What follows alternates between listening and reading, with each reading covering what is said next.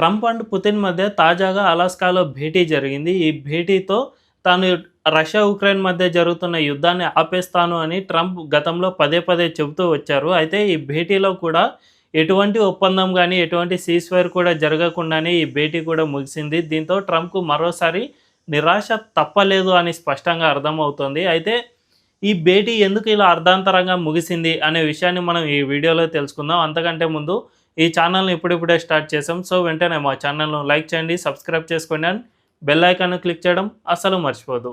ఇక డీటెయిల్స్‌లోకి వెళ్తే, ఈ భేటీలో మనం కొన్ని కీలక విషయాలను గమనించాల్సి ఉంటుంది. అలాస్కా అమెరికా ఆధ్వర్యంలో ఉన్న భూభాగం. ఒకప్పుడు ఇది రష్యాలో ఉండేది. కానీ ఆ తర్వాత రష్యా తాను దీన్ని మెయింటైన్ చేయలేక అమెరికాకు అమ్మేసింది. ఆ తర్వాత ఇక్కడ భారీ ఎత్తున గ్యాసు, చమురు నిక్షేపాలు వెలుగు చూశాయి. దీంతో అమెరికా లాభపడింది.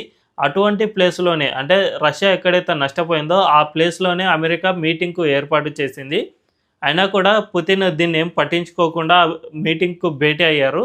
అయితే ఆ మీటింగులో పుతిన్ ఆహ్వానం పలికే టైంలో రెడ్ కార్పెట్ అయితే పరిచారు. కానీ పుతిన్ అటు ఇటు యుద్ధ విమానాలను అంటే అమెరికా యుద్ధ విమానాలను పెట్టడం, అదేవిధంగా పుతిన్ పైన B-2 బాంబర్లను ఎగురవేయడం, దీన్ని బట్టి చూసుకుంటే అమెరికా తన శక్తి పాటవాన్ని రష్యాకు చూపించడానికి ఇవన్నీ చేసింది అని నిపుణులు చెబుతూ ఉన్నారు.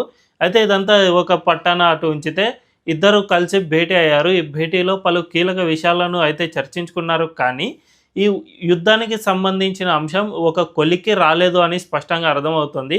అటు ట్రంప్ కానీ, ఇటు పుతిన్ కానీ ఈ యుద్ధంని ఆపేస్తాము అని ఎటువంటి ప్రకటన చేయలేదు.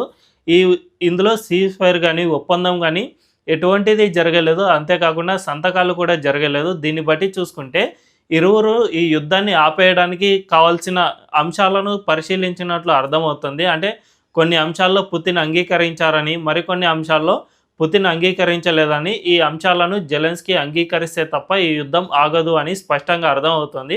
ఈ భేటీ తర్వాత ట్రంప్ కూడా ఇదే మాట చెప్పారు. తాను చేయాల్సిందంతా చేశాను. ఇక మిగిలింది జెలెన్స్కీ చేతుల్లోనే ఉంది. ఆయన ఒప్పుకుంటే తప్ప ఈ యుద్ధం ఆగేటట్లు లేదు. కాబట్టి ఇక రష్యాను అయితే తాను తన వరకైతే ఒప్పించగలిగాను అని ట్రంప్ చెప్పారు. అంతేకాకుండా రష్యాతో ఈ చమురుపై కొన్ని ఆంక్షలు విధించింది కదా అమెరికా. ఈ ఆంక్షలను కూడా సడలించేందుకు ప్రయత్నం చేస్తున్నట్లు కనిపిస్తోంది.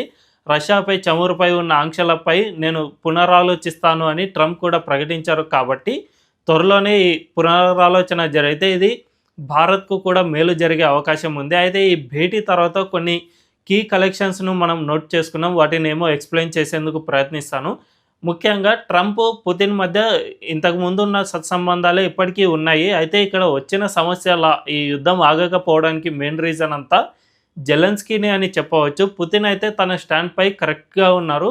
తనకు నాటో దేశాల నుంచి ఉక్రెయిన్ ద్వారా తనకు థ్రెట్ ఉందని, నాటో దేశాలన్నీ తన సరిహద్దుల్లోకి వస్తే రష్యాకు థ్రెట్‌గా మారుతుంది. కాబట్టి ఉక్రెయిన్ నాటో కూటమిలో చేరకుండా ఉంటే తను అసలు ఈ యుద్ధాన్ని కొనసాగించేందుకు ఎంతమాత్రం సుముఖత చూపడం లేదని, ఉక్రెయిన్ గనక నాటో కూటమిలో చేరకుంటే తాను ఈ యుద్ధాన్ని ఆపేస్తాను అని పుతిన్ చెప్పినట్లు సమాచారం. అంతేకాకుండా ఉక్రెయిన్‌తో కొన్ని కీలక విషయాలను కూడా డిస్కస్ చేసినట్లు అర్థమవుతోంది. ఉక్రెయిన్ కొన్ని షరతులు విధించింది రష్యా. సో, ఈ షరతులన్నిటికీ అంగీకరిస్తే ఖచ్చితంగా ఈ యుద్ధాన్ని ఆపేస్తాను అని ట్రంప్‌తో చెప్పినట్టు సమాచారం. అయితే ట్రంప్ ఈ విషయంలో అటు జెలెన్స్కీని ఒప్పించలేకపోతూ ఉన్నారు.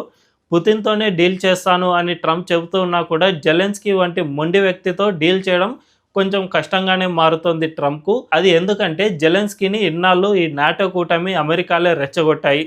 ట్రంప్ వచ్చిన తర్వాత కూడా ట్రంప్ ఏమీ తక్కువ తినలేదు. రీసెంట్‌గా పుతిన్‌తో ట్రంప్‌కు బాగా గొడవ వచ్చినప్పుడు ఉక్రెయిన్‌కు భారీగా ఆయుధాలు ఇస్తాను, ఇంకా యుద్ధాన్ని ఎస్కలేట్ చేయమని ట్రంపే జెలెన్స్కీని రెచ్చగొట్టినట్టు కూడా తెలుస్తుంది. గతంలో బైడెన్ గవర్నమెంట్ కూడా ఇదే పని చేసింది. జెలెన్స్కీకి పెద్ద ఎత్తున ఆయుధాలు ఇచ్చింది. అటు నాటో కూటమి దేశాల నుంచి కూడా పెద్ద ఎత్తున ఆయుధాలు రావడం వల్లే జెలెన్స్కీ ఇప్పటివరకు పోరాడుతూ వచ్చారు. లేదంటే రష్యా వంటి అతిపెద్ద దేశంతో ఉక్రెయిన్ నిలబడలేదు. త్వరలోనే అంటే కొద్ది వారాల్లోనే యుద్ధం ముగిసిపోతుంది అని చాలామంది భావించారు. కానీ ఇది ఇప్పటివరకు దాదాపు 3.5 ఏళ్లుగా కంటిన్యూ అవుతూ వస్తోంది. అంటే ఇందులో ఖచ్చితంగా అమెరికా అండ్ నాటో కూటమి ఆయుధాలు సరఫరా చేయడం వల్లే ఈ విధంగా రెచ్చిపోతూ ఉన్నారు. మరి ఈ నేపథ్యంలో ట్రంప్ కనుక ఈ యుద్ధాన్ని నిజంగా ఆపేయాలి అని ఖచ్చితంగా భావిస్తూ ఉంటే ఫస్ట్ అమెరికా అండ్ నాటో కూటమి ఉక్రెయిన్‌కు ఆయుధాలను సరఫరా చేయడం ఫస్ట్ మానేయాలి. అప్పుడైతేనే జెలెన్స్కీ వెనక్కి తగ్గుతారు. లేదు అంటే ఈ విధంగా యుద్ధం ఎస్కలేట్ అవుతూనే ఉంటుందే తప్ప అస్సలు తగ్గే ప్రసక్తే లేదు. అటు జెలెన్స్కీ మొండి వ్యక్తి. అతనికి రాజకీయాలు, భౌగోళిక అవసరాలు అంతగా అవగాహన లేవు. దీనివల్లే జెలెన్స్కీ మొండి పట్టుతో ఈ యుద్ధంలో ముందుకు వెళ్తూ ఉన్నాడు.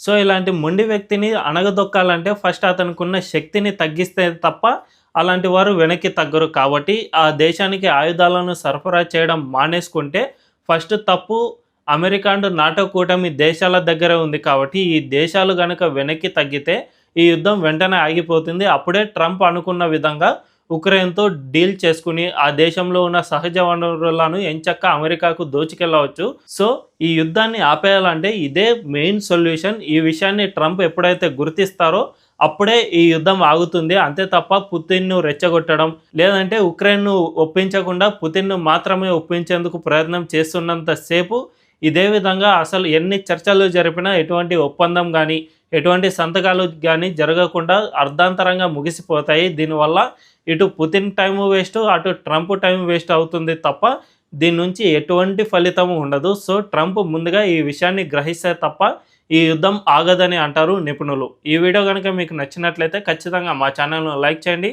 అండ్ సబ్స్క్రైబ్ చేసుకోవడం అస్సలు మర్చిపోవద్దు. Thank you.